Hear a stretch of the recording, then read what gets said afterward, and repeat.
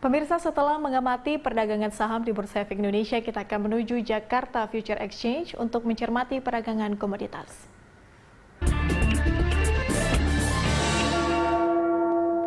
Untuk mengetahui perkembangan di pasar komoditas, kita telah terhubung dengan Direktur Pemasaran PT Best Profit Futures, ada Pak Syaiful Rahman.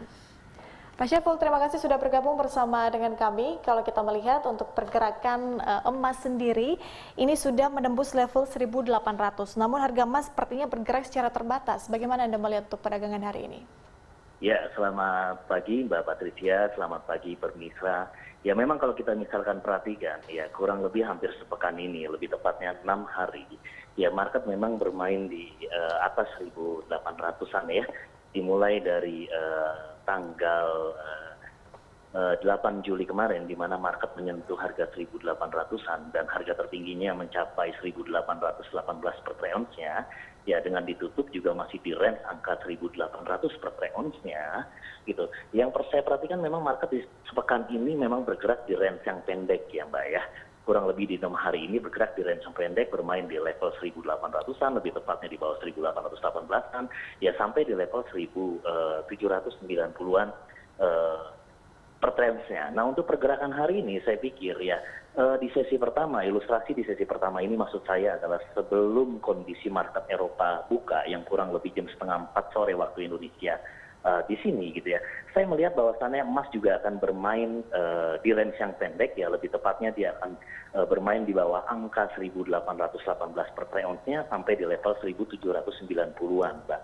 Untuk hari ini yang saya pikir sebelum kondisi market Eropa ataupun pasar di Amerika itu buka Mbak Patricia.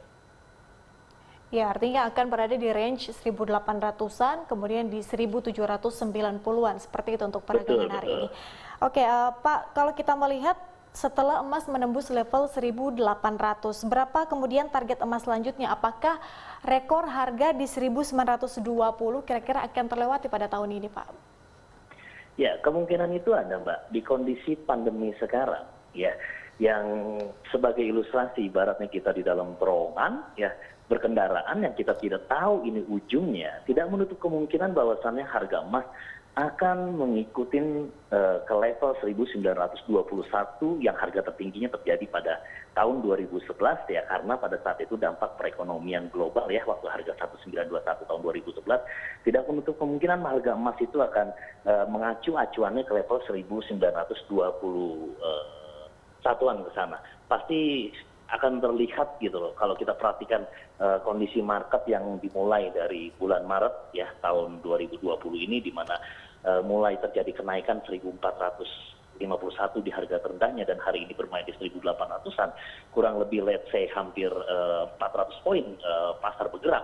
Tidak menutup kemungkinan di kondisi yang pandemi seperti ini bisa mengejar angka 1.920-an Mbak, gitu loh. Iya, berarti emas kemungkinan bisa ke sana. Ya, berarti emas diprediksi akan mencapai level tertingginya. Kalau Anda melihat seperti itu, kemudian bagaimana investor harus mengambil langkah? Apakah mungkin bisa taking profit pada saat ini atau mungkin akumulasi seperti itu, Pak? Ya, opportunity market untuk level 1920-an itu ada, tapi yang perlu dicermatin oleh investor ya, yang harus diingat ya, secara teknikal kondisi pasar sekarang ini dalam kondisi overbought, ya, dimulai naik dari level 1.451 seperti saya katakan tadi, ya harga sudah mencapai harga 1.800-an, let's say hampir 400 poinan ya. Yang harus dicermatin oleh investor adalah ya, tergantung investor ya kan, dalam trading itu, dalam transaksi itu ada yang istilahnya daily trading ya, jangka menengah ya atau jangka panjang ya, tergantung kembali lagi kebutuhan dari investor ya. Ada kala di kondisi pasar sekarang bisa jadi pasar itu mengalami satu pengayunan. Ya, tentunya yang diharapkan sama semua pelaku pasar adalah obat dari pandemi ini, yaitu vaksin. Ya, kalau ada news-news yang positif bisa jadi mempengaruhi psikologis pelaku pasar untuk membentuk harga per troy-nya itu terjadi pengayunan atau koreksi. Dan yang saya lihat kalau terjadi koreksi secara Fibonacci retracement teknikalnya itu bisa mencapai 1.730-an. Tapi satu opportunity, satu peluang yang ada secara fundamental ya, market memang masih mendukung ke level 1920-an ya. Jadi harus diperhatikan sama pelaku pasar untuk bisa lebih bijak ya, cermatin kondisi pasar gitu loh. Kalau memang transaksinya sifatnya long term, ya opportunity pengen ditahan ke level 1920-an per troy ounce-nya itu opportunity itu ada, Mbak. Itu Mbak Patricia. Baik, Pak Saiful, kita bergeser ke komoditas yang lain seperti CPO dan juga Olen. Setelah koko di harga 2.400, apakah ini akan terus mengalami penguatan seperti itu? Ya, perkiraan saya untuk CPO ada perkiraan saya bahwasannya untuk terjadi penguatan ya, Mbak ya. Setelah ringgit terjadi satu greenback ya, membuat harga CPO menjadi dianggap lebih murah. Hal ini juga bisa mendorong investor ataupun trader untuk melakukan aksi pembelian. Yang perkiraan saya tidak menutup kemungkinan ya harga CPO akan bermain di atas 2.400, Mbak. Oke, berarti akan berada di angka di atas 2.400 seperti itu ya, Pak Saiful? Betul, gitu. Dia akan bertahan bermain di atas 2.400 perkiraan saya. Iya, Pak Saiful, selain emas dan juga Olen, kira-kira komoditas apa lagi yang harus atau perlu dicermati oleh para investor? Ya, saya pikir hampir semua komoditas ya seperti CPO ataupun Olen yang terjadi stok terbatas di kondisi pandemi seperti ini, ya yang harus lebih bijak dicermatin oleh pelaku pasar ataupun investor adalah ya emas, Mbak. Ini bisa jadi satu primadona, bisa menjadi satu investasi yang menarik buat pelaku pasar di kondisi sekarang, Mbak.